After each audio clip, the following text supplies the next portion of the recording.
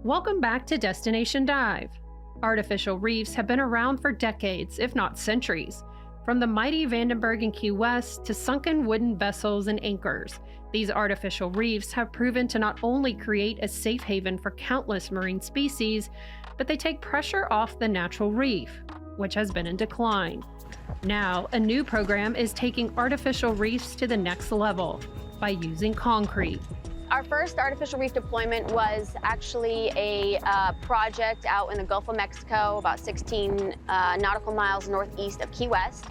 And we started with deploying concrete poles. And so it was about 55 feet hollow concrete power poles, and another 8 that were 35 feet long and solid. And so the idea was to create 3 patch reefs where the poles are stacked sort of perpendicular in layers to achieve vertical relief, because we know vertical relief supports greater fish abundance and diversity.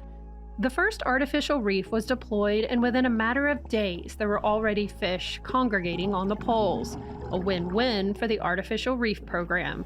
We're super thrilled with what we saw only a few days later, which there were cobia on it and lots of small schools of fish. And so it was a really positive sign.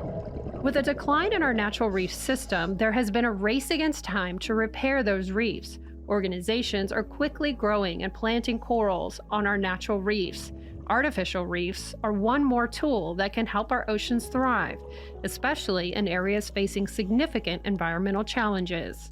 We want to provide ecosystem and economic benefits. And from an ecosystem perspective, we want to provide long-term, stable, quality habitat to marine life. So that includes fish and a variety of invertebrate species. And from an economic perspective, we want to support the fishing and diving and tourism industries to make sure we're providing opportunities for everyone that lives here or visits. The hope is that these concrete structures will be able to withstand the test of time, from hurricanes to climate change and human stresses. We want to make sure we're using sustainable materials that are going to last decades, if not centuries.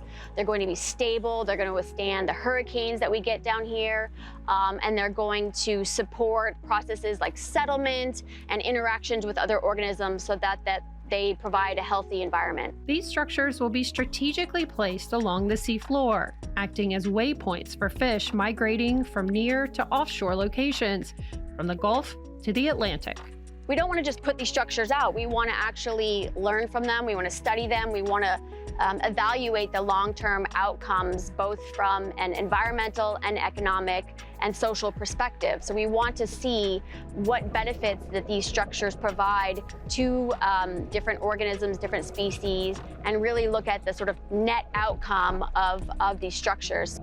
As these structures continue to attract fish, divers, and fishermen, the hope for this program is that it helps the health of our oceans and the millions who rely on the oceans for food, income, and recreation.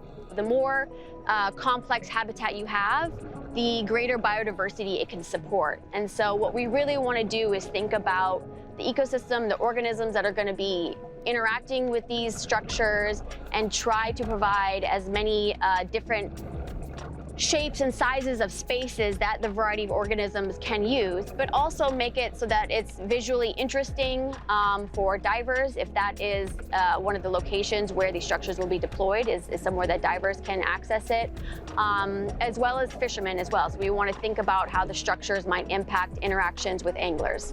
Coming up, from the artificial to the natural, we will take you to some of the most beautiful reefs in Key West, ones that seem to be thriving even in the daunting face of climate change.